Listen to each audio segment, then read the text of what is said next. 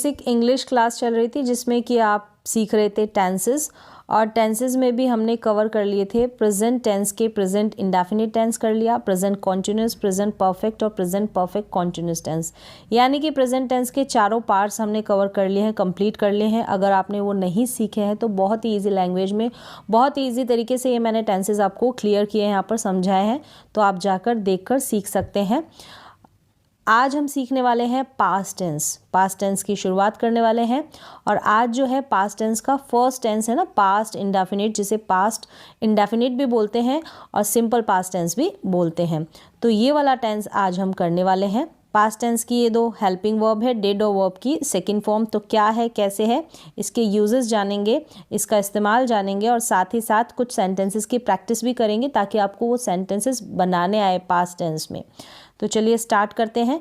उसके बाद हम कॉन्टिन्यूस पे चलेंगे, पास्ट कॉन्टिन्यूस पे। तो ये टेंसेस अगर आपने अभी तक नहीं सीखे हैं तो आप सीख लें, बिल्कुल भी कन्फ्यूज़न नहीं रहेगा ये सारे टेंसेस सीखने के बाद। पास्ट में किसी भी घटना को बताने के लिए हम इस टेंस का इस्तेमाल करते हैं, पास्ट इंडेफिनिट टेंस का। ये आपको ध्यान रखना है, कोई भी इंसिडेंट जो पास्ट में घटित हुआ है उसको अगर हमको बताना है इंग्लिश में तो हम क्या करेंगे, पास्ट इंडेफिनिट टेंस का यूज़ करते हैं। यहाँ पर इस टेंस की पहचान अगर हिंदी के वाक्यों को लेकर आप करें तो इस तरीके से कह सकते हैं, लास्ट में अगर आ, ई, ए ये आए तब हम समझ जाएंगे कि ये पास्ट इंडेफिनिट टेंस है। मैंने कपड़े धोए, यानी ए आ गया ना, ये वाला ए, तो ये भी पास्ट इंडेफिनिट टेंस है। उसने पढ़ाई की, यानी कि ये वाली ई आ गई, की है, बड़ी की मात्रा लगी है की पर, तो ये भी पास्ट इंडेफिनिट हो गया। इस तरीके से आप पहचान सकते हैं हिंदी के वाक्यों को। तुमने क्रिकेट खेला, ला यानी कि आ की मात्रा आ गई है, तो आ, ई, ए इस तरीके से आएगा, तब आप समझ जाएंगे कि ये कौन सा टेंस है, पास्ट इंडेफिनिट टेंस। इस तरीके से आप पहचान सकते हैं टेंस को हिंदी के वाक्यों में। और पास्ट में कोई भी घटना या इंसिडेंट होता है उसको बताने के लिए हम क्या करते हैं, इस पास्ट इंडेफिनिट टेंस का इस्तेमाल करते हैं। आगे क्या है कि इसकी हेल्पिंग वर्ब, बहुत ही इजी टेंस है और बहुत ज़्यादा यूज़ होने वाला ये टेंस है। स्पोकन और रिटर्न इंग्लिश में हम इसका इस्तेमाल बहुत ज़्यादा करते हैं। हेल्पिंग वर्ब इसकी डिड है। क्या है, हेल्पिंग वर्ब डिड है। और अगर हम वर्ब की सेकंड फॉर्म भी लगाते हैं, लेकिन आपको ध्यान रखना है कि वर्ब की सेकंड फॉर्म का इस्तेमाल हम अगर सिंपल सेंटेंस बनाते हैं ना, जिसमें नॉट भी नहीं होता और ना ही कोई इंट्रोगेटिव सेंटेंस होता है, मतलब क्या और क्यों इस तरीके से उसमें नहीं होता उस सेंटेंस में, तो वो क्या होता है, एफर्मेटिव होता है, या आप कह सकते हैं सिंपल सेंटेंस होता है। हिंदी में हम उसे कहते हैं सकारात्मक वाक्य। ना ही तो उसमें नॉट का इस्तेमाल होता है, ना ही प्रश्नवाचक का, यानी प्रश्नवाचक चिन्ह का, मतलब प्रश्नवाचक इंट्रोगेटिव वर्ड्स होते हैं ना, उनका यूज़ नहीं होता है इसमें। तो ये है हेल्पिंग वर्ब इसकी। डिड का यूज़ हम क्या करेंगे, सारे सब्जेक्ट के साथ करेंगे। बहुत ईजी है, इसमें याद रखने वाला ज़्यादा कुछ नहीं है, इसमें आपको सिर्फ प्रैक्टिस करनी है। आप सेंटेंसेस ले, छोटे छोटे सिंपल जो वर्ब होती है ना, ईजी जो वर्ब होती है, उनके साथ आप इस टेंस का यूज़ करें और इसकी प्रैक्टिस करें। तो यहाँ तक आपका हो गया पास्ट इंडेफिनिट टेंस कंप्लीट। तो बहुत ही सरल और इजी भाषा में मैं समझाने की कोशिश कर रही हूँ कि पास्ट इंडेफिनिट टेंस में आप क्या करेंगे, वर्ब की सेकंड फॉर्म का यूज़ करेंगे, और नेगेटिव जब बनाएंगे, इंट्रोगेटिव जब बनाएंगे, तब हम क्या करेंगे, डिड का यूज़ करते हैं। बाकी अगर सिंपल सेंटेंस बनाते हैं ना, वहाँ पर हम वर्ब की सेकंड फॉर्म लगाते हैं। बाकी में नहीं लगाएंगे, हम डिड के साथ वर्ब की सेकंड फॉर्म नहीं लगाएंगे, ये आपको ध्यान रखना है। डिड नॉट का जहाँ इस्तेमाल हो रहा है, डिड का जहाँ यूज़ हो रहा है, वहाँ पर हम वर्ब की फर्स्ट फॉर्म का ही इस्तेमाल करते हैं। अब आप स्ट्रक्चर देख लें और उस बेस पर आप क्या करें, इसकी प्रैक्टिस करें। सबसे पहले सिंपल सेंटेंस लेंगे, सबसे पहले सब्जेक्ट लगाएंगे और वर्ब की सेकंड फॉर्म। ये आपको ध्यान रखना है कि वर्ब की सेकंड फॉर्म का यूज़ हम सिंपल सेंटेंस में, यानी कि इसको अफर्मेटिव सेंटेंस भी बोलते हैं, सकारात्मक वाक्य हिंदी में कहेंगे, इसमें ही हम क्या करेंगे, वर्ब की सेकंड फॉर्म का यूज़ करेंगे। फिर ऑब्जेक्ट लगा दिया, जैसे कि मैंने खाना खाया, हमने लिखा आई एट फूड, आई एट फूड, आई के बाद वर्ब की सेकंड फॉर्म आ गई, फिर फूड। नेगेटिव सेंटेंस बनाएंगे तो डिड नॉट लग जाएगा, सब्जेक्ट डिड, फिर नॉट, फिर वर्ब की फर्स्ट फॉर्म, डिड नॉट आ गया, डिड का इस्तेमाल हो गया। तो यहाँ पर हम इसके साथ जो भी वर्ब लेंगे ना, मेन वर्ब जो लेंगे वो फर्स्ट फॉर्म में ही होगी, क्योंकि जो डिड है वो ऑलरेडी सेकेंड फॉर्म में है। Do, did, done, second form है ना डू की, डिड, तो इसलिए क्या करेंगे, हम यहाँ पर वर्ब की फर्स्ट फॉर्म का ही इस्तेमाल करेंगे। तो याद रखना है आपको, डिड नॉट के साथ हम वर्ब की फर्स्ट फॉर्म का यूज़ करेंगे। मैंने खाना नहीं खाया, आई डिड नॉट ईट फूड। इस तरीके से आप सेंटेंसेस बनाएं। फिर हम इंट्रोगेटिव बनाएंगे। इंट्रोगेटिव में क्या होगा, सबसे पहले स्टार्टिंग में हम डिड लगा देंगे, स्टार्टिंग में हम डिड लगाएंगे, फिर सब्जेक्ट। अब ये स्टार्टिंग में जब डिड लगता है ना, तो वो हेल्पिंग वर्ब वाला इंट्रोगेटिव सेंटेंस होता है, और बीच में जब क्या आता है, तब हम WH फैमिली वाला कोई वर्ड यूज़ करते हैं स्टार्टिंग में, ठीक है। और शुरू में क्या आता है हिंदी के वाक्यों में, तब हम डिड का यूज़ करेंगे। सेम सारे सेंटेंसेस में ऐसा होता है। जैसे प्रैक्टिस करेंगे वैसे आप सीखते जाएंगे, तो प्रैक्टिस बहुत ज़रूरी है। डिड लगाएंगे, फिर सब्जेक्ट, फिर वर्ब की फर्स्ट फॉर्म, क्योंकि डिड ऑलरेडी क्या है, सेकंड फॉर्म है ना, डू डिड डन, तो इसलिए वर्ब की फर्स्ट फॉर्म आएगी, मेन जो वर्ब आएगी ना उसकी, फिर ऑब्जेक्ट, फिर क्वेश्चन मार्क लगा देंगे। क्या मैंने खाना खाया, डिड आई ईट फूड, तो डिड आई एट फूड नहीं बोल सकते आप, डिड आई ईट फूड बोलेंगे, वर्ब की फर्स्ट फॉर्म आएगी।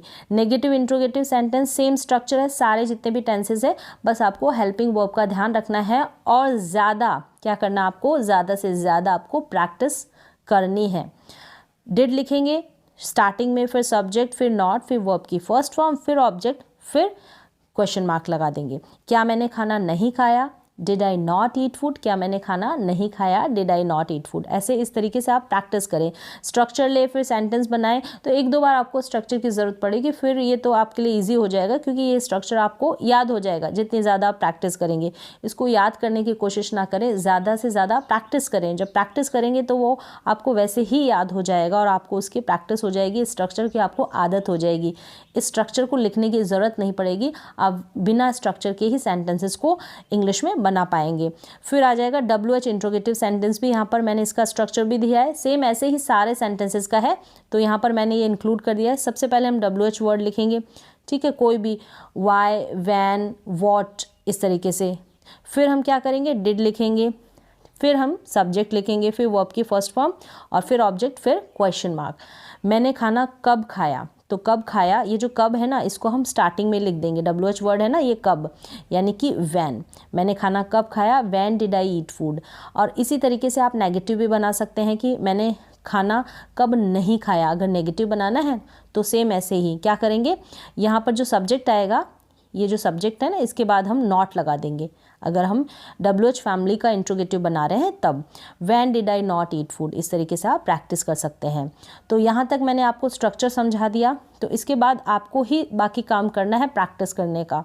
बहुत ईजी है, आपको समझ में आ गया होगा। डिड का यूज़ करेंगे, पास्ट में कोई भी इंसिडेंट होगा, घटना होगी तो, और वर्ब की सेकेंड फॉर्म का यूज़ करेंगे किसमें, सिंपल सेंटेंस में, एफर्मेटिव सेंटेंस में, सकारात्मक वाक्य में, और डिड का यूज़ करेंगे नेगेटिव और इंट्रोगेटिव बनाने के लिए। सेंटेंसेस आपको बहुत ही आसान तरीके से बनाने आ गए होंगे, बाकी काम आपका है, आपको प्रैक्टिस करनी है जितना ज़्यादा हो सके। जितना ज़्यादा आप प्रैक्टिस करेंगे उतनी ज़्यादा आप सीखेंगे।